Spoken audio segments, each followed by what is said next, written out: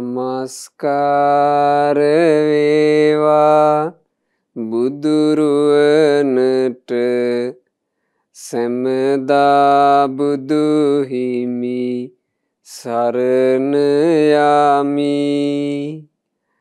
නමස්කාර වේවා ධම්රුවනට සැමදා සදහම් සරණ යමි. නමස්කාර වේවා සංඝරුවනට සැමදා මහා සංඝ සරණ යමි. නමස්කාර වේවා තුනුරුවනට සැමදා තිසරණ සරණ යමි. සාදු සාදු සාදු. අප හැම දිනාගේ කල්යාණ මිත්‍ර ගුරු දේවෝත්තම පරම පූජනීය පින්වත් ලොකු ස්වාමීන් වහන්සේ නිදුක්ව නිරෝගව දීර්ඝායුෂ සම්පන්නියම ලබත්වා අපගේ ගුරු දේවයන් වහන්සේට අප හැම දිනාගේ වන්දනාව වේවා. සාදු සාදු සාදු. පූජනීය ගරුතර මහා සංඝරත්නයන් අවසරයි. වාසනාවන්ත සදහැවත් පින්වතුනේ, අපේ ජීවිතවල දිනුම පෙරදුම කියලා එකක් තියෙනවා. අපි නොයෙක් දේ ජය ගන්නවා, පරදිනවා. ඇතමෙක් දිනන දේ ඇතමෙක් පරදිනවා. ඇතමෙක් පරදින දේ ඇතමෙක් දිනනවා. ඔය ජය පෙරදුම කියන දෙකෙන් අපි ආස දිනන්නටද පරදින්නද? අපි ආසා කරන්නේ ජය ගන්නමයි. අද මම මේ ධර්ම දේශනාවේදී කියා දෙන්නේ ජයග්‍රහණයක් ගැන. පරාජය නොවි ජය ගැනීමක් ගැන. ඒ පරාජය නොවි ජයගත යුත්තේ කුමකින්ද? ක්‍රෝධයෙන්. ක්‍රෝධයට නොපැරදි ක්‍රෝධය පරදා ජයගත යුත්තේය. ගොඩාක් මිනිස්සු ක්‍රෝධයට දිනන්න දෙනවා, තමන් පරදිනවා. අපි දක්ෂ වුණොත් ජීවිතේ බොහොම වටින එකයි ක්‍රෝධය පරදා ජය ගැනීම. ඉතින් ඒ ගැනයි අද මේ දේශනාවේදී අපි ඉගෙන ගන්නේ.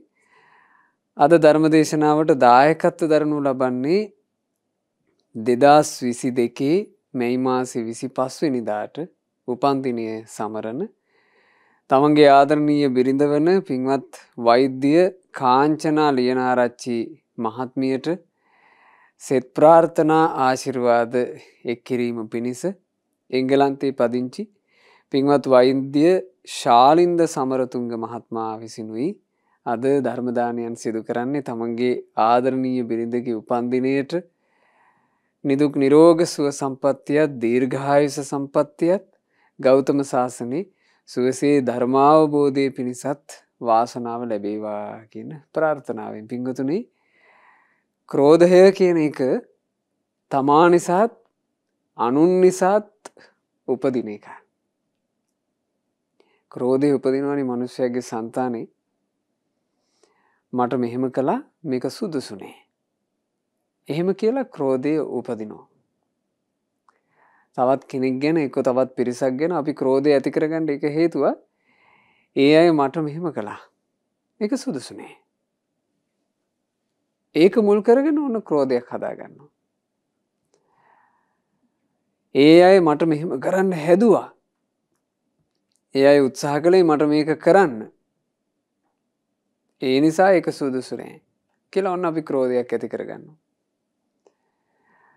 ඉස්සර ඒ අය මට මෙහෙම කරලා තියෙනවා, අපි එහෙම අතීතය මුල් කරගෙන ක්‍රෝධය ඇති කරගන්නවා.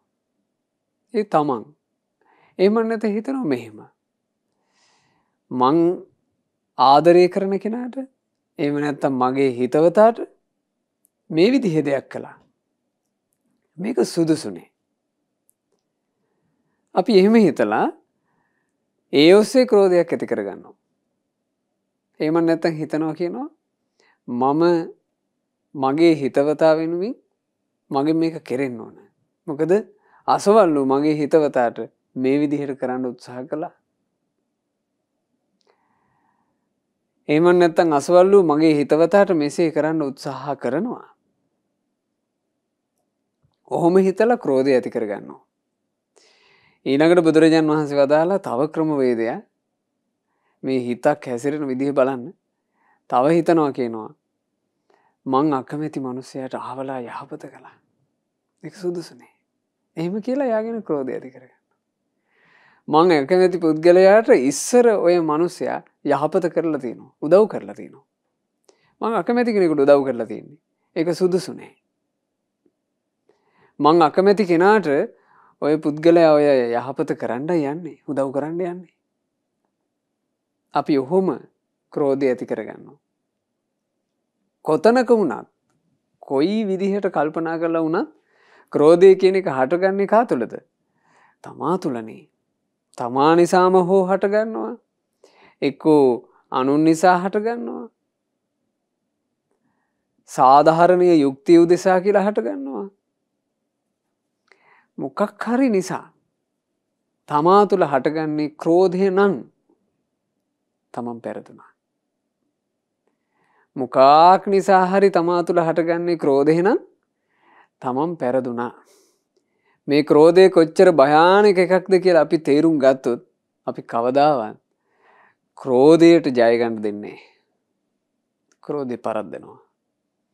මේ ක්‍රෝධයේ පෙරදවීම උදෙසා බොහෝම ලස්සන ධර්මයක් ලෞතර බුදුරජාණන් වහන්සේ දේශනා කළා සවැත් නුවර දෙව්රම් විහෙරේ වැඩෙද්දී.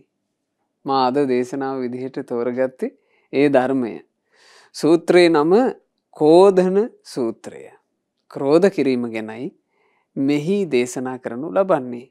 බුදුරජාණන් වහන්සේ වදාලා භික්ෂුන් වහන්සේලාට මහණෙනි සතුරු බවට කැමති වූ සතුරු බව ඇති කරවන මේ කරුණු 7 ක්‍රෝධ කරන ස්ත්‍රියක් හෝ පුරුෂයෙක් කරා පැමිණෙන්නේමය. කාරණා 7ක් තියෙනවා කියනවා. සතුරු බව කැමති. සතුරු බව උදෙසා උත්සාහ කරන කෙනාට පෙරලා එන. කෙනෙක් සතුරු බවට උත්සාහ කරන්නේ ඇයි? ක්‍රෝධය නිසා. ක්‍රෝධය නැති තැන පිහිටනවා මිත්‍ර භාවය. යම් තැනක ක්‍රෝධය නැත්තම් එතන තියෙනවා මිත්‍ර භාවය. මිත්‍ර භාවයට අපි කියන තව වචනයක් මෛත්‍රිය. අනිත් අය ගැන තියෙන මෙත්සිත. මෙත්සිත තියෙන තැන තියෙන්නේ මිත්‍ර සිතක්. මෙත්සිත නැත්තම් එතන තියෙන්නේ සතුරු සිත. සතුරු සිතට කියනවා ක්‍රෝධය කියලා. මේ ක්‍රෝධය කියන එක පින්වතුනේ මේ සත්‍යයගේ ජීවිතයේ ඇතුලේ හටගන්න එක්තරා බරපතල මනෝභාවයක්. ඒ බරපතල කියලා කිව්වේ ඇයි? බුදුරජාන් වහන්සේ දේශනා කළා මහණෙනි ක්‍රෝධය කියලා කියන්නේ අන්ධ කරනෝ මිනිස්යාව අන්ධ කරවන්න සමත් එකක්. අචක්කු කරනෝ මිනිස්යාගේ ඇස් නැති කරන්න සමත් එකක්. අඥාන කරනෝ මේ මිනිස්යාව මෝඩයෙක් බවට පත් කරවන්න සමත් එකක්. විඝාත පක්ඛිකෝ මේ මිනිස්යාව දුකට ඇදලා දාන එකක්. අනිබ්බාන සංවත්තනිකෝ එයාට නිවීම පිණිස ලැබිච්ච අවස්ථාව අහිමි කරලා දාන එකක්. ක්‍රෝධය කියලා කියන්නේ එහෙම මහ බරපතල එකක්. ඔය ක්‍රෝධය අනුභව කර කර ක්‍රෝධයෙන් යැපෙන අමනුෂ්‍යෝ ඉන්නවනේ. අපි මේ මනුස්ස ලෝකෙක ජීවත් වෙනකොට පින්වතුනි අපිට නොපෙනෙන ලෝකෙ ගොඩාක් තියෙනවා. අපි ලෝකේ දකින්නේ බොහොම 100ට අඩු ගාණක්. නොපෙනෙන පැත්තම වැඩි. ඔය නොපෙනෙන පැත්තේ හරියට ඉන්නවා ක්‍රෝධය අනුභව කරන අමනුෂ්‍යයෝ. දැන් ක්‍රෝධය අනුභව කරන අමනුෂ්‍යෙක් ආවානේ තව්තිසාවට. තව්තිසාවේ සග්දියුදු වාඩි වෙන පුටුවටනේ කියන්නේ පාණ්ඩු කම්බල සෛලාසනය කියලා. පාණ්ඩු පුල් ආසනේ. මේ පාණ්ඩු පුල් ආසනේ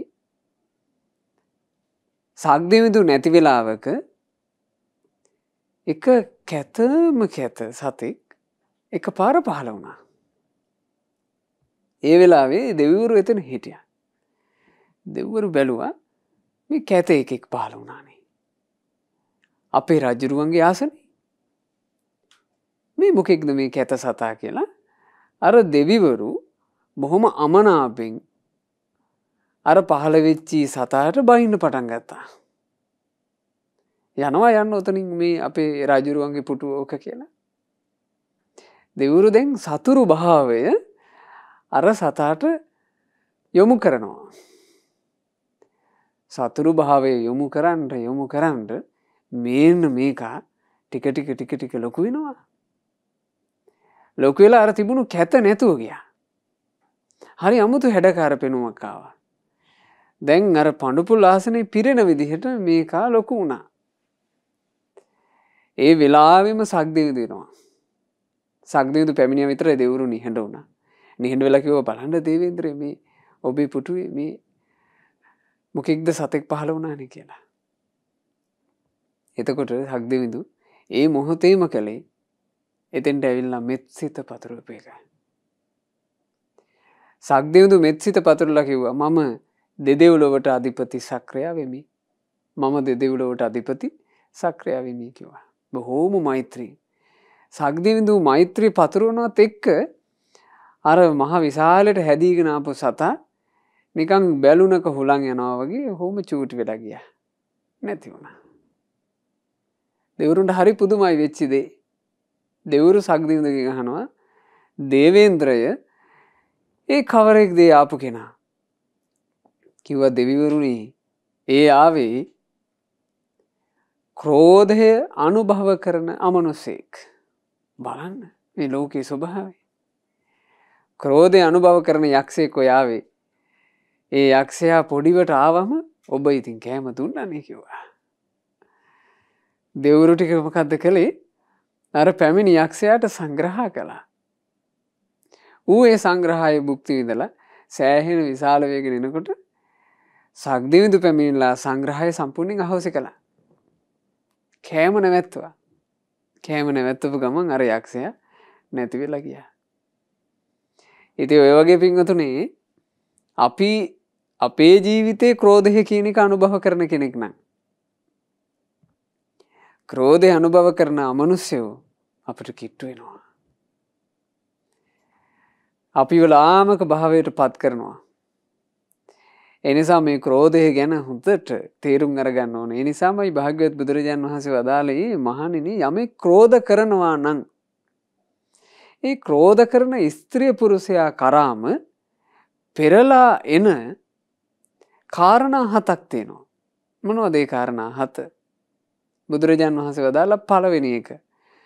මහණෙනි මෙහිලා හතුරෙක් තමන්ගේ හතුරා ගැන මෙහෙම දෙයක් කැමති වෙනවා. තමන් අකමැති පුද්ගලයා ගැන එයා කැමති වෙන්නේ මෙහෙම. මේ පුද්ගලයා නම් ලස්සන වෙන්න එපා. මේක කැත වෙන්න ඕන. මම හිතනවා. අපි සාමාන්‍යයෙන් අපි අකමැති අපි සතුරු අය අපිත් එක්ක හිත මිත්‍ර නැති අය ලස්සන වේවා කියලා පතනවාද? එහෙම පැතුමක් නෑනේ. අපි විශේෂයෙන් අපිත් එක්ක අමනාප කෙනාට ලස්සනට ඉඳීම කියන එක හිතට සතුට උපදින එකක් නෙමෙයි. ඒ නිසා අර තමන් සතුරුකම් කරන කෙනා ලස්සනට ඉන්නවා දකින්නකොට එයා හිතින් පතනවා කියනවා මේ පුද්ගලයා නම් විරූපී වෙන්න ඕන. මොකක් නිසාද මහණෙනි එහෙම පතන්නේ? හතුරෙක් කවදාවත් තව හතුරෙකුගේ සිරුරු පැහැයෙන් සතුටු නොවේ. සිරුරු පැහැයෙන් සතුටු නෙවන ඔහු තමන්ගේ සතුරාට ශාප කරනවා. ඒකට කියන්න වෙන්නේ ශාපෙනේ. මේකා කැත වෙන්න ඕනේ. විරූප වෙන්න ඕනේ. අවලස්සන වෙන්න ඕනේ. එහෙම පතනවා. එසේ පතනකොට ඔහු කරා ඒකම පැමිණෙනවා කියනවා. ක්‍රෝධයෙන් පීඩිත වූ ඔහු විරූපියෙක් බවටම පත්වෙයි. බලන්න. අනික් කෙනෙකුට ශාප කරන්නේ ඒක පෙරලා ඉන්නේ කා කරාද? තමා කරාම එනවා. මල්ලිකා බිසෝන් වහන්සේ පසේ නදී කෝසල රජුරුවන්ගේ අගබිසව. දවසක් තමන්ගේ සේවිකාවත් එක්ක බුදුරජාණන් වහන්සේ බැහැ දකින්න ගියා. ගිහිල්ලා භාග්‍යතුන් වහන්සේත් එක්ක දහම් කතාව කරනකොට බුදුරජාණන් වහන්සේ මල්ලිකා බිසවට හරි ලස්සන බණ පදයක් වදාලා. කිව්වා මල්ලිකා යම්කිසි ස්ත්‍රියාවක් මේ මනුස්ස ජීවිතේ ක්‍රෝධ කරනවා නම් ඒ ක්‍රෝධ කරන ස්ත්‍රියාව මරණින් මත්තේ උපදින ජීවිතවල කැත වෙලා උපදිනවා. ඇයි හේතුව? ඇය ක්‍රෝධ කිරීම. මල්ලිකා යම්කිසි ස්ත්‍රියාවක් මේ ජීවිතේ ජීවත් වෙනකොට ඉරිසියාකම් කරනවද? ඇගේ ඒ ඊරිසියාව ඇයට අල්පේ ශාක්‍ය බව උපදිනවා. ඒක මතු අනාගතයේ සසරේ අල්පේ ශාක්‍ය බව පිණිස හේතු වෙනවා. අල්පේ ශාක්‍ය කියලා කියන්නේ කවුරුත් පිළිගන්නේ ගණන් ගන්නෑ. ආනුභාවයක් නැහැ. බුදුරජාණන් වහන්සේ වදාලා තුන්වෙනි කාරණේ මල්ලිකා යම්කිසි ස්ත්‍රියාවක් දම්පැන් පූජා කරනවා නම් ඒ දානේ දීම දම්පැන් පූජා කිරීම ඇයට මරණින් මත්තේ බොහෝ ධන සම්පත් ලැබීම පිණිස හේතු වෙනවා. දන් දෙන්නේ නැත්නම් දුප්පත් වෙලා උපදිනවා. එතකොට බුදුරජාණන් වහන්සේ කාරණා තුන කිව්වා. දේශනා කළා. දේශනා කරාම මල්ලිකා ඕක අහගෙන ඉඳලා ඈ කියනවා ස්වාමීනි මම එහෙනම් අතීතයේ හොඳට දානෙ දීපු කෙනෙක්. මොකද ස්වාමීනි මම දැන් පසේ නදී කෝසල මහරජුරුවන්ගේ අගබිසව මට ඕන තරම් ධනෙ තියෙනවා. මං දුප්පත් නෑ. මං ඒ කියන්නේ අතීතේ හොඳට දන් දීපු කෙනෙක්. ස්වාමීනි මං අතීතේ ඉරිසියාකාරකම් කරලත් නෑ. මොකද ස්වාමීනි මං හරි මහේසාක්‍යයි. මාව ඒ තැනට විශේෂ ආරාධිත අමුත්තා විදිහට පිළිගන්නවා. මට හොඳ පිළිගැනීමක් තියෙනවා. හැබැයි ස්වාමීනි මම අතීතේ ක්‍රෝධ කරලා තියෙනවා. මං කේන්ති අරන්.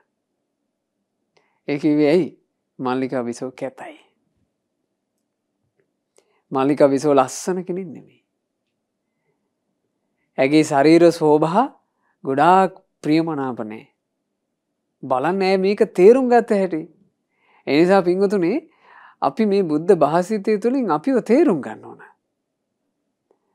අපේ ආධ්‍යාත්මය තුළ අපි දකින්න ඕනේ අන් අයට ක්‍රෝධ කිරීම, අන් අයගේ ලස්සනට සාප කිරීම අපි ළඟ තියනවාද? ඒක අපේ ළඟ තියෙනවා නම් අපි කැමති වෙන්න ඕනේ ඊළඟ විපාකෙට. මොකද්ද? තමන් කැත වෙනවා. ඒ තමයි පළවෙනි එක. බුදුරජාණන් වහන්සේ වදාලා මහණෙනි සතුරෙක් තමන්ගේ හතුරගෙන මෙහෙමත් හිතනවා. ඔය පුද්ගලයාට නම් නිින්ද යන්න එපා සනීපෙට. ඔය පුද්ගලයාට සනීපෙට නිදි යන්න හම්බෙන්න එපා. ඔය පුද්ගලයාට දුක් විඳින්න ලැබෙන්න ඕන. එහෙම පතනවා. තමන්ගේ සතුරා සනීපෙට නිදාගෙන ඉන්නවා දකින්න කැමති නෑ කියනවා තව සතුරෙක්. බලන්න මේ ක්‍රෝධය කියන එක කොච්චර අමානුෂිකදනේ. සාමාන්‍යයෙන් තමන් කැමති නැද්ද ලස්සනට ඉන්න? අපි ආසයිනේ ලස්සනට ඉන්නනේ. ලස්සනට පිළිවෙලකට අපි ජීවිතය ගත කරන්න අපි ආසයි. ඒ නිසාම අපි සාමාන්‍යයෙන් කොයිතරම්නම් වතාවක් ස්ත්‍රී පුරුෂ හැමෝම කණ්ණාඩියක් ළඟට ගිහිල්ලා සැරසෙනවද? මේ සැරසින් ඔක්කොම තියෙන්නේ තමන්ගේ ලස්සන උදෙසානේ. අපි කැමති තමන් ලස්සනට ඉන්න. අපි විනෝද චාරිකාවක් ගිහිල්ලා ෆොටෝ එකක් ගැහුවොත් එහෙම පිරිසක් එක්ක එකතු වෙලා අපිට ඔන්න මේ ෆොටෝ එක අපිට පෙන්නනවා ආයෙ වතාව. මේ අපි චාරිකාවේදී ගත්ත ෆොටෝ කියලා. අපි ওই ෆොටෝ එකේ බලන්නේ කාවද? අපි හිතමු 50ක් ඉන්නවා. ওই 50 තලේ අපි ලොකු කර කර හරි හොයන්නේ නැද්ද අපිව? ෆොටෝ එක ගහන වෙලාවේ මං හොඳට ඉඳලාද අපි බලනවානේ. අපි අපේ ලස්සනට කැමතියි. අපි අපේ ලස්සනට කැමතියි වගේම මේ අනිත් මිනිස්සු කැමති නැද්ද ඒ අයගේ ලස්සනට? එයාත් කැමතියි. ඒ නිසා කවදාවත් මිනිස්සෙකුගේ ලස්සන නැති වේවා කියලා හිතන්න එපා. ඒකට කැමති වෙන්න එපා. අපි කැමති නැද්ද පින්වතුනි සනීපෙට නිදියන්න? සනීපෙට නිදියන්න නෑ කියලා මිනිස්සු කොච්චර බෙහෙත් අරගන්නවද?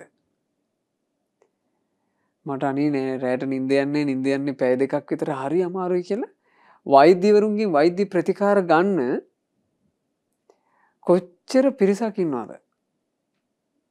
එහෙම ඇයි ප්‍රතිකාර ගන්නේ නැහැ? නිදා ගන්න නැත්නම් අනේ ඕ නිින්ද යන්නේ නැත්නම් ඒක ඕනේ නැහැ කියලා මිනිස්සුන්ට ඉන්න පුළුවන්. නෑ මිනිස්සු කැමති සනීපෙට නිදියන්න. තමන් සනීපෙට නිදියන්න කැමතියි කියලා දන්න කෙනා අනිත් අය ගැන තේරුම් ගන්න ඕන. අනේ අනිත් අයත් මං වගේම සනීපෙට නිදන්න කැමති අයයි. එහෙම තේරුම් අර ගන්න කෙනා කවදාවත් තමන් එක්ක අමනාපයක් හිතමනාපයක් ඊළඟට තමන්ට අකටයුත්තක් කරපු කෙනෙක් ගැනවත් නොසිතිය යුතුයි. මේ අයට සනීපෙට නිදියන්ට නොලැබේවා කියලා. එහෙම හිතපුවම මොකද්ද වෙන්නේ? බුදුරජාණන් වහන්සේ දේශනා කළා මහණෙනි. එසේ කෙනෙක් ක්‍රෝධ කරන්න පටන් ගත්තාම ක්‍රෝධ කරන ක්‍රෝධයෙන් පීඩිත ක්‍රෝධයෙන් වෙලී ගිය සිත් ඇති කෙනා හොඳ පලස් අතුල මොලොක් සුදු එළුලොම් අතුල මැනවින් පුළුම් පෙර වූ මෙට්ට සැකසූ කදලි මෘගයන්ගේ සමින් අතුරා උඩු වියන් සහිතව රත් පහයගත් විල්ලුද කොට්ට දෙපස තැබූ යහනක සැතපුණත් ඔහුට සනීපට නිින්ද යන්නේ නැත. දැන් මේ කිව්වේ ඊටාම සුඛෝපභෝගී ඇඳක්. ඊටාම සුඛෝපභෝගී ඇඳක් ඔහුට තිබුණත් ඒ ස්ත්‍රීට පුරුෂයාට සනීපට නිින්ද යන්නේ නැහැ කියනවා ක්‍රෝධය නිසා. එහෙනම් ක්‍රෝධය තියෙන තැන නිින්දත් පරදිනවා. ඒ නිසා වින්වතුනි මේ ක්‍රෝධය කියන එක අපි පෙරදිය යුත්තක්මයි. බුදුරජාණන් වහන්සේ දේශනා කළා මහණෙනි තුන්වෙනි කාරණාව තමයි හතුරෙක් තමන්ගේ හතුරා ගැන මෙහෙම කැමති වෙනවා. මේ පුද්ගලයා නම් දියුණු වෙන්න එපා. මේ පුද්ගලයාගේ දියුණුව වෙනසෙන්න ඕන. මේ පුද්ගලයාට හරියන්න එපා. එහෙම හිතනවා. එහෙම හිතද්දී ක්‍රෝධයෙන් එසේ හිතන ස්ත්‍රී පුරුෂයා කරාම ඒක කරකැවිලා එනවා කියනවා. එයාට දියුණුවක් සැලසෙන්නෙම නැහැ. එයා දියුණු වෙන්න කියලා අතගහන දේවල් සම්පූර්ණයෙන්ම අවුල් වෙලා යනවා. ක්‍රෝධේ විපාක. ක්‍රෝධය කියලා කියන්නේ ඒ වගේ මහා බරපතල මහා බල සම්පන්න බලවේගයක්. ඒකට පුළුවන් අපේ ජීවිතයට ලොකු හානියක් කරන්න. ඒ හානිය කිරීම පිණිස ක්‍රෝධය මුලින්ම කරන්නේ අපේ අභ්‍යන්තරයේ පළපදියම් වෙන එක. අපි ක්‍රෝධයට අපේ අභ්‍යන්තරයේ පළපදියම් වෙන්න දුන්නොත් ඒ ක්‍රෝධය විසින් අපිට විනාශය අරගෙන එන විදිහ බලන්න. අපි ක්‍රෝධයෙන් අනිත් කෙනෙකුගේ දුක පතනකොට අපි කරාම දුක එනවනේ. ක්‍රෝධය කියන එක අපි ළඟ තිබ්බනම් ඒ දුක අපට නැහැ. බුදුරජාණන් වහන්සේ වදාළ හතරවෙනි කාරණේ තමයි සතුරෙක් තමන්ගේ සතුරා ගැන මෙහෙම කැමති වෙනවා. මේ පුද්ගලයාට හරියන්න එපා. භෝග සම්පත් ලැබෙන්න එපා. මේ පුද්ගලයාට භෝග සම්පත් වෙනසී යන්න ඕන කියලා පතනවා. පතද්දි ඒකම කරකැවිලා යනවා තමන්ගේ ජීවිතේ කරා. තමන්ට තියෙන භෝග සම්පත් තමන්ගේ වස්තුව නැති වී යනවා. පස්වෙනි කාරණේ බුදුරජාණන් වහන්සේ දේශනා කළා සතුරෙක් කැමති වෙනවා මෙහෙම. මේ පුද්ගලයාට නම් කීර්ති ප්‍රශංසා පරිවාර සම්පත් ලැබෙන්න එපා. කවුරු මෙයාව ගණන් ගන්න එපා පිළිගන්න එපා. තමන්ගේ සතුරාගේ කීර්තිය අනෙක් කෙනා කැමති නැහැ. එතකොට එයා කීර්තිය වෙනසේවා පැසසුම් වෙනසේවා පිළිගැනීම වෙනසේවා කට්ටිය නැති වේවා කියලා පතනවා. පතද්දි මේක තමා කරා කරකැවිලා එනවා. තමන්ට තියෙන ප්‍රශංසා නැතුව යනවා. තමන්ගේ කීර්තිය නැතුව යනවා. තමන්ට තියෙන පිළිගැනීම නැතුව යනවා. තමන්ව කවුරු ගණන් ගන්නේ නැතුව යනවා. දැන් പ്രേත වස්තු වල විස්තරයක් තියෙනවා පින්වතුනි තිස්සා මත්තා කියලා දෙන්නෙක් ගැන. තිස්සා මත්තා කියලා කියන්නේ එකම ස්වාමි පුරුෂයෙකුගේ සමභාර්යාවරු. ඒ කාලේ හිම තිබිලා තියෙනවානේ. සාමාන්‍යයෙන් ධනවත් මිනිසුන්ට ඔය සිටු පවුල් වල මිනිසුන්ට සමභාර්යාවරු ඉඳලා තියෙනවා. සමහරවට දෙන්න 3 දෙනා 4 දෙනා එහෙම ඉඳලා තියෙනවා. දැන් මේ තිස්සා මත්තා කියලා කියන්නේ සම භාර්යාවරු. ඉතින් තිස්සා කියලා කියන්නේ බොහොම ගුණ සම්පන්න කාන්තාවක්. මත්තා කියලා කියන්නේ හරි ක්‍රෝධයෙන් හිටපු කෙනෙක්. ඒ කියන්නේ එයා ක්‍රෝධයට පෙරදිලා හිටපු කෙනෙක්. එයාගේ ජීවිතේ ජයගත්තේ කුමන්ද? ක්‍රෝධය. ඔය මත්තා වැඩි කාලයක් ජීවත් වුණේ. ඇය මිය පරලෝ ගියා. මිය පරලෝ ගිහිල්ලා ඇය උපන්නේ පෙරේතියක් විදිහට. මේ පෙරේතිය හරීම කටුක කර්කස දුක් වේදනා විඳිනවා කියනවා. දවසක් මේ පෙරේති තමන්ගේ ගෙදෙට්ට ආවා.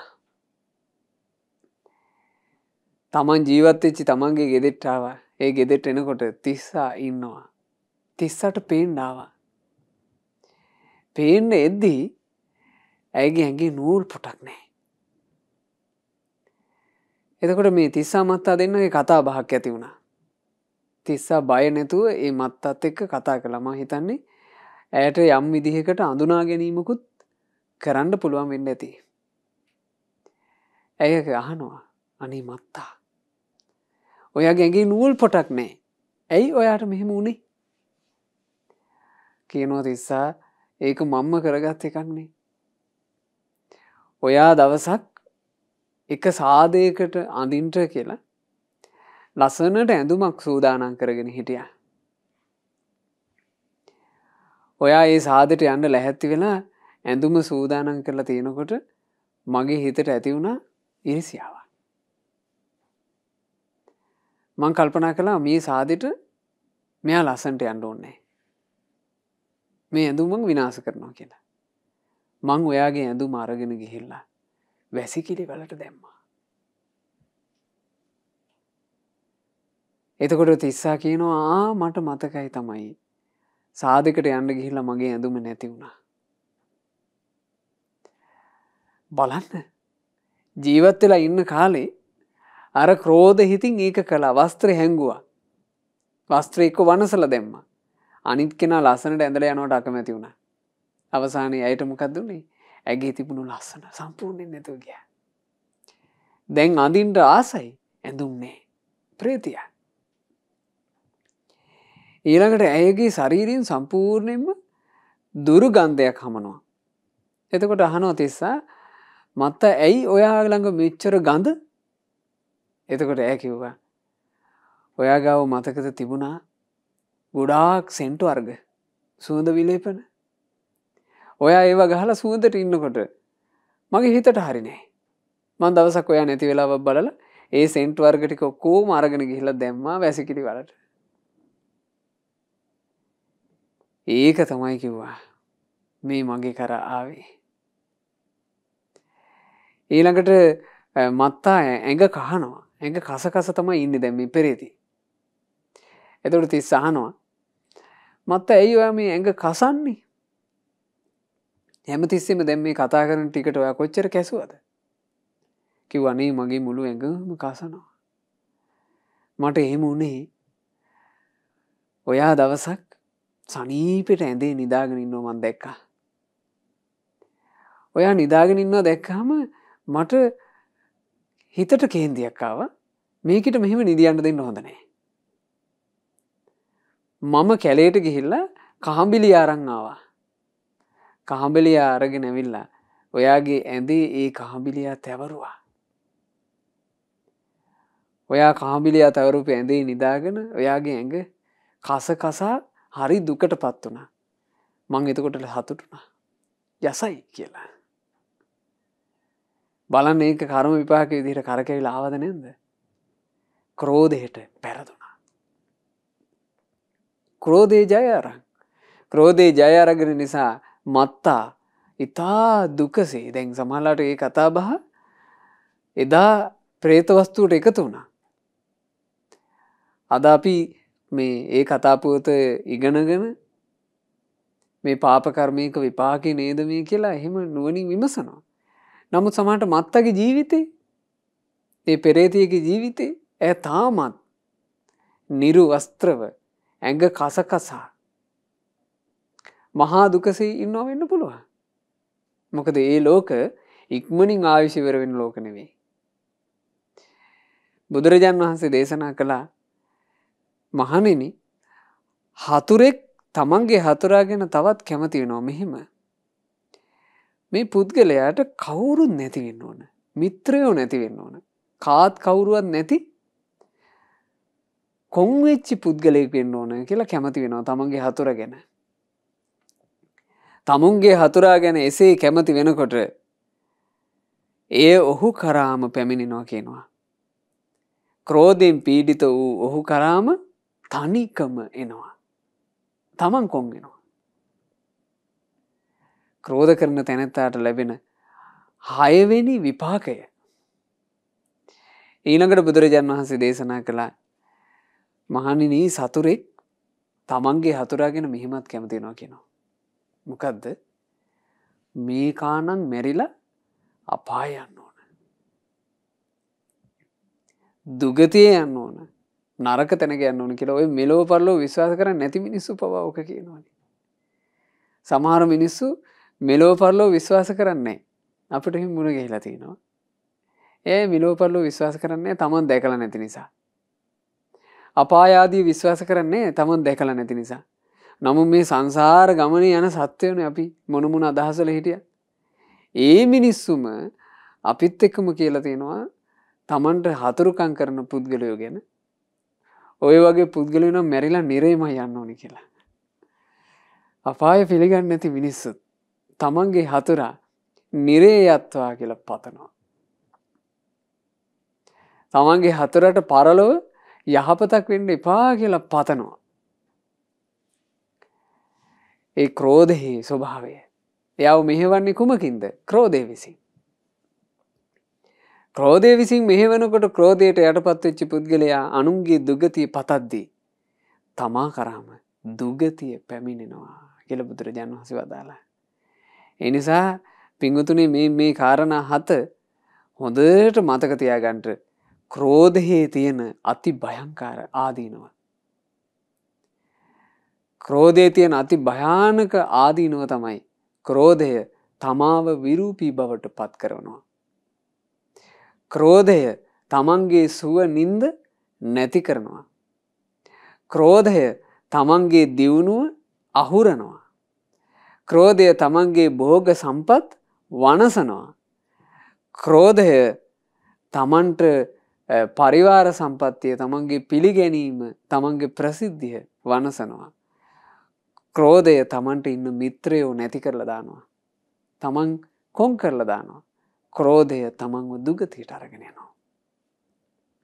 බුදුරජාණන් වහන්සේ මේ කෝධන සූත්‍රයේ ඔය කරුණු 7 දේශනා කරලා භික්ෂුන් වහන්සේලාට ගාථාවලිමුත් අවවාද කළා.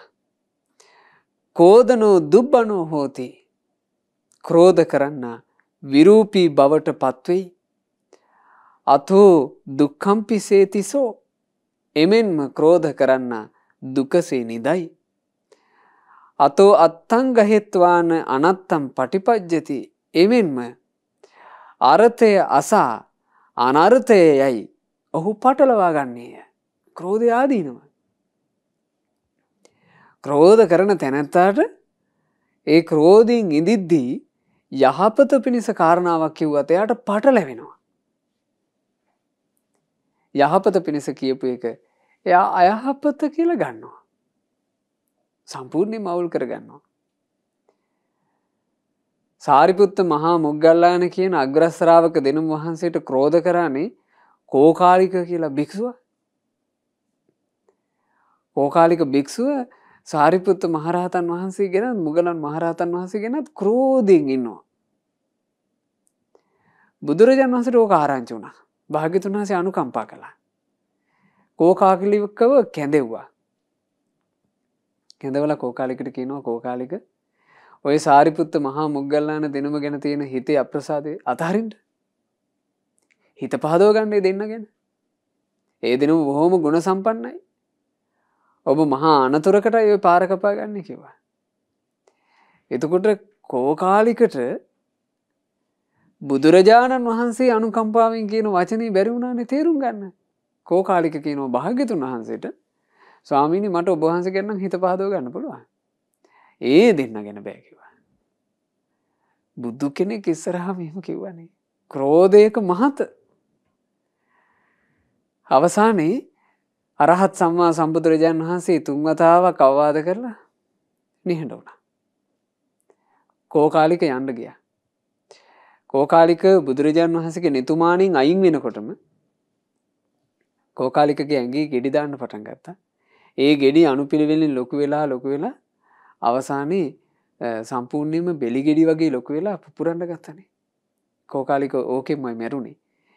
ඒ මැරෙද්දී හොඳටම අසාධ්‍ය වෙලා කෝකාලික ලෙඩ ඇඳේ ඉන්නවා. ලෙඩ ඇඳේ ඉද්දී කෝකාලිකගේ ඥාති වෙන කෙනෙක් තුදු කියලා බ්‍රහ්ම රාජයෙක් බවට පත් වෙලා බ්‍රහ්ම ලෝකේ හිටියා. එතකොට මේ බ්‍රහ්ම රාජයාට අහම්බෙට වගේ කෝකාලික ගැන බලන්න හිතුණා. බලද යන්නේ කෝකාලික මේ සාරිපුත්ත මොග්ගල්ලාන දෙනුම් වහන්සේලා ගැන හිතා පහදවා ගැනීමේ පාප කර්මේ මේ ජීවිතේ විඳවනවා. දැන් මෙයා මැරුණොත් එහෙම සෑහෙන අනතුරක්. අර තුදු කියන බ්‍රහ්මයා ඒ මොහොතේම කෝකාලික ඉස්සරහා පෙනී හිටියා. දැන් කෝකාලිකගේ කුටියේ බ්‍රහ්මෙක් පෙනී හිටලා කිව්වා කෝකාලික ඔබට ඔය ලෙඩේ හටගත්තේ සාරිපුත්ත මහා මොග්ගල්ලාන දෙනම ගැන හිතා පහදව ගත්ත නිසා. කරුණාකරලා ඕක වෙනස් කරගන්න. හිත පහදව ගන්න ඒ දෙනම ගැන ඔබ මේ ප්‍රශ්න විසඳනවා කිව්වා. එතකොට මේ කෝකාලික කොච්චර Tamanට යහපත කරන්න එනවා කියලා අඳුන ගන්න අදක්ෂ වුණාද කියන්නේ. කෝකාලික තුදු බ්‍රහ්මයාගෙන් අහනවා දැන් තමුන් කවුද? එතකොට තුදු බ්‍රහ්මයා කිව්වා කෝකාලික මම තුදු. මං ඔබේ ඥාතියා.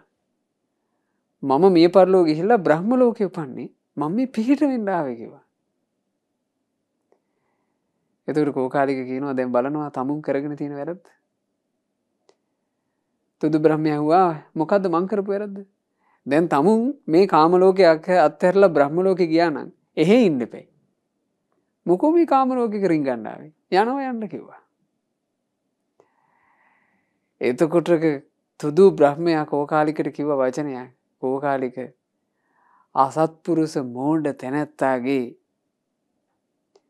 කට කියන කෙටේරිය උපදිනකොටම තමන්ව වනසා ගැනීම පිණිස තමා තුළ පිහිටනවා. එයා තමා වනසා ගන්නේ තමා ළඟම තියෙන කෙටේරියෙන්. ඒ කෙටේරියට කියන්නේ කට කියලා.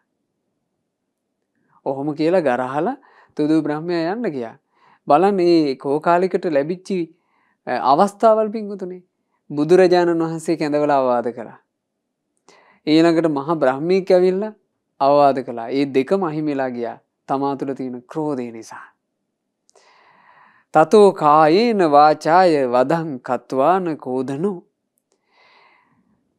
ක්‍රෝධයෙන් කරන තැනැත්තා කයෙන් වචනයෙන් හිංසා කරන්න ගිහිල්ලා කෝධාභි භූතෝ පුරිසෝ ධන ජානින් නිගච්ඡති. ඒ ක්‍රෝධයෙන් පීඩිත තැනැත්තාට තමන්ගේ තියෙන ධනයත් වෙනසී යනවා. අනිත් අයට ක්‍රෝධ කරන්න උත්සාහවත් වෙනකොට එයා සිත කය වචනය කියන තුනම මෙහෙවනවනේ ඒකට.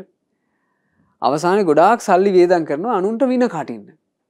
දැන් ඇතැම්මු අනිත් අයට කොඩි වින කරන්න කොච්චර වේදම් කරනවද? ලක්ෂ ගණන් වේදම් කරලා එක එක්කෙනාට කොඩි වින කරනවා. එක එක්කෙනාට දෙහි කපනවා. මිරිස් අඹරනවා. පොල් ගහනවා. මේ ඔක්කොම තව කෙනෙකුට විපත ගේන්න. තව කෙනෙකුට විපත ගැනීම පිණිස ඔහු කටයුතු කරනකොට ඔහු තමන්ගේ ධනය වනස ගන්නවා. කෝධ සම්මද සම්මත්තු ආය සක්ඛයන් නිගච්ඡති. ක්‍රෝධ මදයෙන් දරුණු ලෙස මත් වූ තැනැත්තා නින්දාවට බඳුන් වෙයි. තව කෙනෙක් ක්‍රෝධ කරනවා කියලා සමාජයට තේරුණොත් එහෙම පලිගන්නවා කියලා සමාජයට තේරුණොත් එහෙම ඒ සමාජයේ විසින් ඔහුට නින්දා කරනවා නේද? අපි මේ මිනිස්සුන්ට මේක අතහරින්න බෑනේ පන්න ගහනවානේ. ණයා වගේනේ කියලා මිනිස්සු ගරහනවානේ. නින්දාවට ලක් වෙනවා. ඥාති මිත්තා සුහජ්ජාච පරිවජ්ජಂತಿ කෝදනං. මේ ක්‍රෝධ කරන තැනැත්තාව ඥාතින් මිත්‍රයෝ සහෘදයෝ පවා අත්හැරලා දානවා. මේ වගේ පුද්ගලයෙක් අපිට වාසයක් ඕනේ. අනත්ථ ජනනෝ කෝදෝ කෝදෝ චිත්ත පකෝපනෝ. ක්‍රෝධය යනු අනර්ථය උපදවන දෙයකි. ක්‍රෝධය යනු මනුස්සයාගේ අභ්‍යන්තරය సంతානය ප්‍රකෝප කරන දෙයකි. බය මන්ත රතෝ ජාතං තං ජනෝ නාව භුජ්ජති. ඒ ක්‍රෝධය නම් වූ බිය ජනක කරුණ තමාගේ හිත තුලයි උපදින්නේ. නමුත් තං ජනෝ නාව භුජ්ජති. අහෝ මේ ජනයා ඒක තේරුම් නොගන්න හැටි. බලන්න භාග්‍යවතුන් වහන්සේ වදාළ අර්ථය කොච්චර අනුකම්පා සහගත වචනද. සිත ප්‍රකෝප්‍ය බවට පත් කරන ජනයාට අනර්ථය උපදවන මේ ක්‍රෝධය කියන බියජනක දේ තමන්ගේ අභ්‍යන්තරයමයි හටගන්නේ. ඒක කවුරුත් බාහිරින් ගෙනල්ලා ඇඟේ ගහන එකක් නෙමෙයි. කවුරුත් විශේෂ බන්ධනයකින් අපිට බන්ධන එකක් නෙමෙයි. කාටවත් අරගෙන ඇවිල්ලා අපිට පවන්න පුළුවන් එකක් නෙමෙයි ක්‍රෝධය. ක්‍රෝධය කියන එක හටගන්නේ අප තුලමයි. අහෝ ඒත් මේ ජනයා එය තේරුම් නොගන්න හැටි. ඇයි ගොඩාක් අය හිතන්නේ ක්‍රෝධය අනුන් හැදුවා කියලා. ක්‍රෝධය තමා තුළ හටගත් එකක් කියලා ගොඩාක් අය පිළිගන්නේ. ඒකට දක්ෂ නැහැ. ගොඩාක් මිනිස්සු ක්‍රෝධ කරන මිනිස්සු කියන කතාවක් මෙහෙම. අසවලු මට මෙහෙම කළා. නැත්තම් මම මෙහෙම කරන්නේ නැහැ. අසවලු මට ඉස්සර මෙහෙම කළා. මං ඔය ඒකට මේක කරන්නේ. ඔව් අතාරින්න හොඳ නැහැ. අසවලු මට මෙහෙම කරන්න ලැහැත්ති වෙන්නේ. ඉතින් මම මේක අතහැරලා කොහොමද? එයා ඔය කාරණා තුන තුල අනුන්ට ඇඟිල්ල දික් කර කර තමන්ගේ ක්‍රෝධය සාධාරණීකරණය කරගන්නවා. එහෙම නැත්නම් හිතනවා මෙහෙම අසවලු මගේ හිතවතාවට මෙහෙම කරලා තියෙනවනේ. අතාරින්නේ මම ඒක. ඔව් අතහැරලා හරියන්නේ. හැමතිස්සෙම අනුන්ට ඇඟිල්ල දික් කරනවා. අනුන්ට ඇඟිල්ල දික් කරනවා මිසක් අහෝ මේ ජනයා ක්‍රෝධය තමා තුළ හටගන්න දෙයක් බව නොපිළිගන්න හැටි. කුද්දෝ අත්තං න ජානාති. ක්‍රෝධයෙන් කිපුණු තැනැත්තාට අර්ථය නොපෙනේ. කුද්දෝ ධම්මං පස්සති. ක්‍රෝධයෙන් කිපුණු තැනැත්තාට ධර්මයේ සිහි නොවේ. අන්ධං තමන් තදා හෝති යංකෝදෝ සහති නරං. ඒ නිසා මේ ක්‍රෝධයට යත වූ තැනැත්තාට අන්ධෙක් කියා කීවාට වැරද්දක් නැත. ඔහු අඳුරකට පිවිසියාක්සේ යහපත අයහපත ධර්මය අධර්මය අඳුනාගත නොහැක්කේ බවට පත්වේ. යං කුද්ධෝ උපරෝධේති සුකරං විය දුක්කරං. ක්‍රෝධය තමා තුළට පහසුවෙන් සේ පැමිණ ඊතා දුෂ්කරත්වයට තමාව පත් කරයි. බලන්න. ක්‍රෝධය කියන එක තමන්ගේ අභ්‍යන්තරයට එන්නේ පහසුවෙන්. ඉක්මනට එනවා. හැබැයි ආවට පස්සේ තමන්ට සෑහෙන ප්‍රශ්න ගොඩක් හදලා දෙනවා. තමන්ගේ සුව නින්ද වනසා දානවා. තමන්ගේ පහසුව වනසා දානවා. තමාව නැත්තටම නැති කරනවා. මේක ඇතුළට ලේසියෙන් ඇවිල්ලා ලේසියෙන් ඇතුළට එනවා. ආවට පස්සේ තමාව මහා දුෂ්කරතාවයකට පත් කරනවා. පච්චාසෝ විගතේ කෝධෝයි අග්ගි දඩ්ඩෝව තප්පති. ක්‍රෝධේ නැති වී ගිය කල්හි ගින්නෙන් දැවුණු තැනැක්තෙකුසේ ශෝකයට පත්වන්නේ වෙයි. ක්‍රෝධය මුල් කරගෙන කටයුතු කරන මිනිස්සු ගොඩාක් අවසානයේ පසුතැවීම ළඟ නවතින්නේ.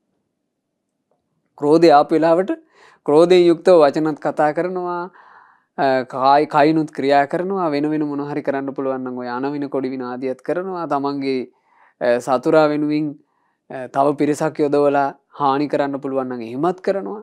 ඒ ඔක්කොම සිද්ධ වෙලා අවසන් වෙනවනේ. ඔන්න ක්‍රෝධය නිවුණා.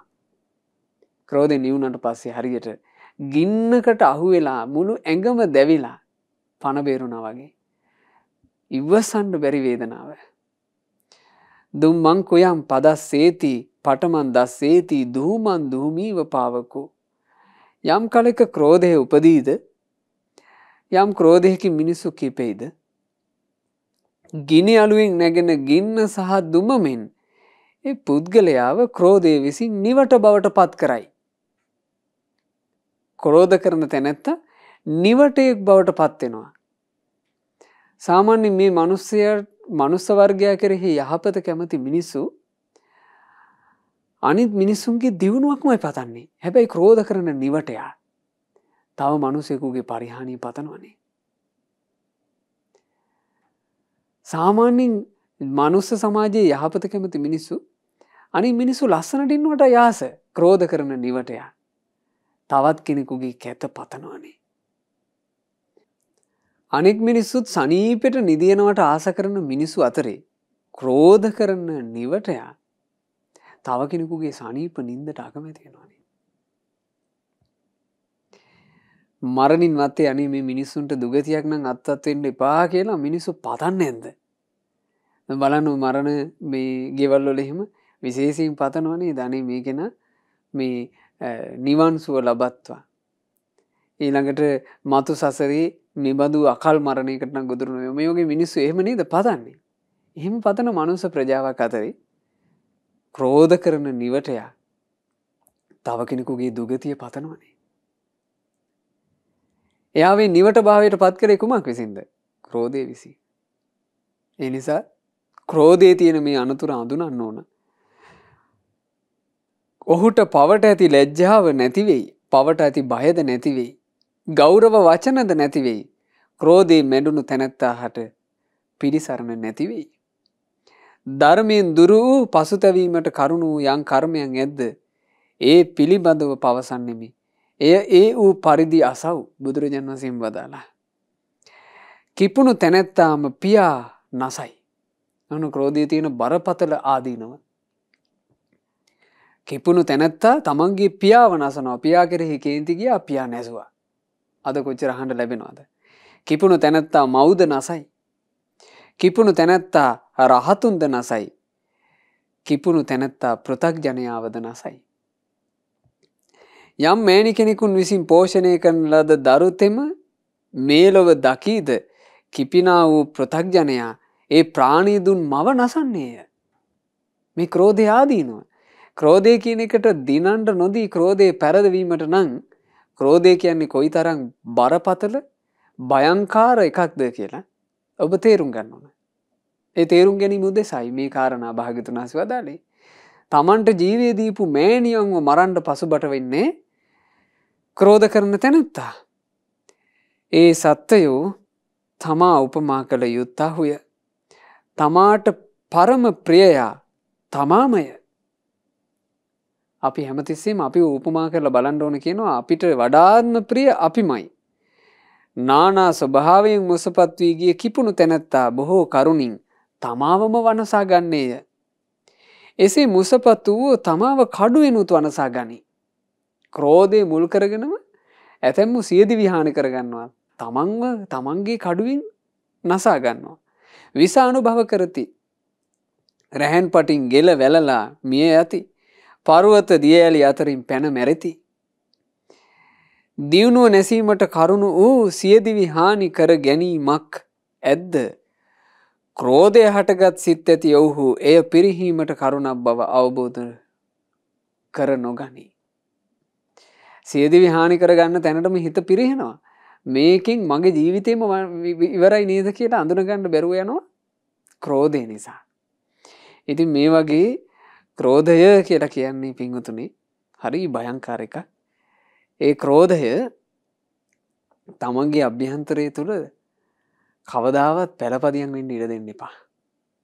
ක්‍රෝධය පරදන්න. ඔබම දිනන්න. ක්‍රෝධය පරදවා ඔබට දිනන්න තියෙන්නේ කුමකින්ද? අන් අයට මෙත් සිත පැතුරුවීමේ. තමන්ට සතුරුකම් කරන්න එන කෙනාටත් මෙත් සිතම පතුරවන්න. තමන්ට පරුස වචනේ බැනගෙන එන කෙනාටත් මෙත් සිතම පතුරවන්න. තමන්ට කැලෑ පත්තර ගහගෙන එන කෙනාටත් මෙත් සිතම පතුරවන්න.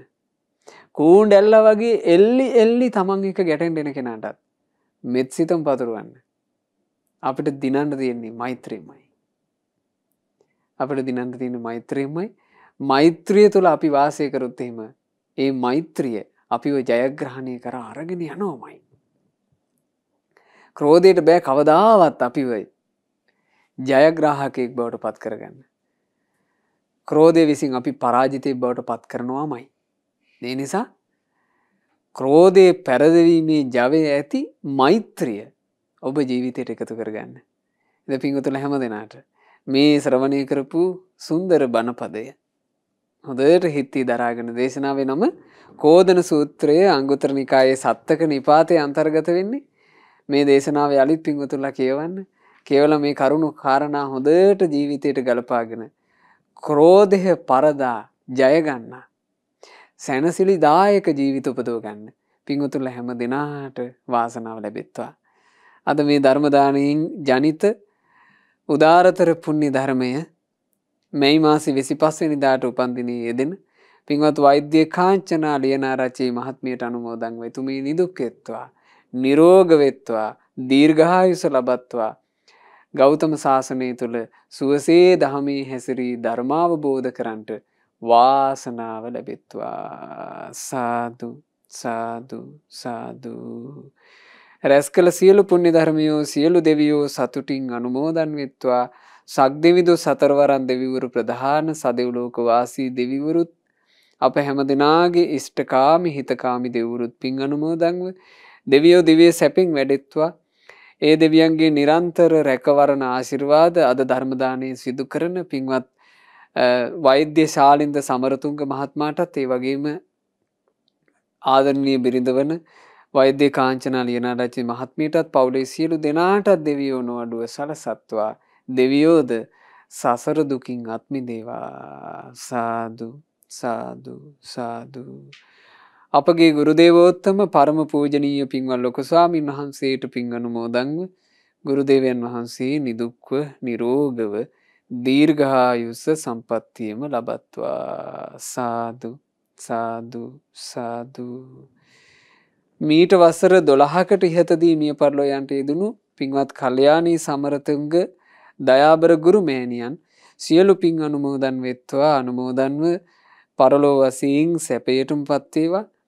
තමන්ගේ නමින් මිය පරලෝ යන්ට යෙදුණු සියලු ඥාති සමූහයා පින් අනුමෝදන්ව ඥාතින්ගේ පරලෝ ජීවිත සැපයටමපත් වේවා. ඉක්මන් භවයකදීම අපගේ ඥාතීන් සසර දුකින් අත් මිදේවා කියන ප්‍රාර්ථනාවෙන් පින් අනුමෝදන් කරන්න. දැනට රෝගාතුරව සිටින පින්වත් සමරතුංග පියාණන්ට මේ උදාර ධර්ම දානමේ පිණි ආශිර්වාදයත් රත්නත්‍රයේ ආශිර්වාදයත් දෙවියන්ගේ ආශිර්වාදයත් සැලසී ඉක්මනින්ම නිදුක් නිරෝග සුවපත් භාවය ලැබෙත්වා කියලා අපි සෙත් පතනවා ආශිර්වාද කරනවා. සුජීවත්ව සිටින පින්වත් ලොකුමැණිකේ හේරත් මෑණියන්ට රූපසේන පියාණන්ට මේ පින් අනුමෝදන්ව ඒ මෑණියනුත් පියාණනුත් නිදුක් නිරෝග සුවය ලබත්වා දීර්ඝායුෂ ලබත්වා ධර්මාවබෝධය පිණිස මේ පින හේතු වෙත්වා. පින්වත් කවිත් සත්සර පුතුටත් දෙව්ලුණී දුවටත් මේ සියලු පින් අනුමෝදන් වෙලා ඒ දරුවන්ට කායික මානසික නිදුක් නිරෝග සුව සැලසේවා දීර්ඝායුෂ සැලසේවා. ජීවිතයට යහපත සලසන කලන මිතුරු ඇසුරම දරුවන්ට මුණ ගැහේවා. කිසි කලෙකත් පවිටංගේ ඇසුරට ජීවිතේ නැඹුරු නොවේවා. ඒ දුවටත් පුතාටත් බුදුරජාණන් වහන්සේ සරණ ගියපු ශ්‍රාවක දුවක් පුතෙක් බවට පත් වෙලා සම්බුද්ධ ශාසනයේ පිළිසරණ ලබා ගන්නට වාසනාව ලැබේවා කියලා අපි සෙත් පතනවා ආශිර්වාද කරනවා. අද ධර්ම දානයෙන් සිදු කළේ 2022 මැයි මාසයේ 25 වෙනිදා යෙදෙන තමන්ගේ ආදරණීය බිරිඳ වන වෛද්‍ය කාංචනා ලියනාරච්චි මහත්මියගේ උපන්දිනයට සෙත් ප්‍රාර්ථනා කිරීම නිමිති කර ගනිමින් එංගලන්තයේ පදිංචි වෛද්‍ය ශාලින්ද සමරතුංග මහත්මයා විසිනුයි ධර්ම දානයන් සිදු කළේ. එතුමාටත් එතුමාගේ පවුලේ සෑම සියලු දෙනාටත් මේ සියලු පින් අනුමෝදන් වෙලා සියලු දෙනා නිදුක් නිරෝග සුවයම ලබත්වා දීර්ඝායුෂ ලබත්වා. තමන් ජීවිතේ කරන කියන ඒ රැකිරක්ෂා ව්‍යාපාර ආදී දියුණුවටම පත්වෙත්වා. දරුවන්ගේ අධ්‍යාපන කටයුතු ආදී ਸਰව ප්‍රකාරයෙන් සාර්ථකත්වයට පත්වෙත්වා. කරදර බාධා දුරු වෙත්වා. සුපින්වතුන්ලා සියලු දෙනාට තවදුරටත් කලන මිතුරු ඇසුරේ හොඳට පින් කරගන්නත් හොඳට ධර්මයේ හැසිරෙන්නත් වාසනාව ලැබෙත්වා. අද ධර්ම දානය කරපු සදහැවත් පින්වතුන්ලාට ගොඩාක් සතුටු වෙන්න පුළුවන්. අද ඒ ධර්ම දානයෙන් සිදු කළේ වෛද්‍යවරු. එතකොට ඔබ කය සුවපත් කරනවා. අද මේ ධර්මයේ මිනිසෙකුගේ ජීවිතේ හිත සුවපත් කරන එකයි. හිත සුවපත් කරනවා. ක්‍රෝධය කියන රෝගයෙන් අසනීප නොවි සුවපත් වීම පිණිස මේ ධර්මයේ ඒකාන්තයෙන් හේතු වෙනවා. ඒ නිසා ධර්ම දානය කරපු සුපින්වත් ඔබටත් ශ්‍රද්ධා මාසික ධර්ම දාන සමාජික පින්වතුන්ලටත් ශ්‍රද්ධාකාරී මණ්ඩලයේ සියලුම දෙනාටත් සුපින්වත් සියලු දෙනාට ගෞතම සාසනේ ධර්මාවබෝධයෙන් සැනසෙන්න වාසනාව ලැබේවා. තෙරුවන් සරණයි. නමෝ බුද්ධාය.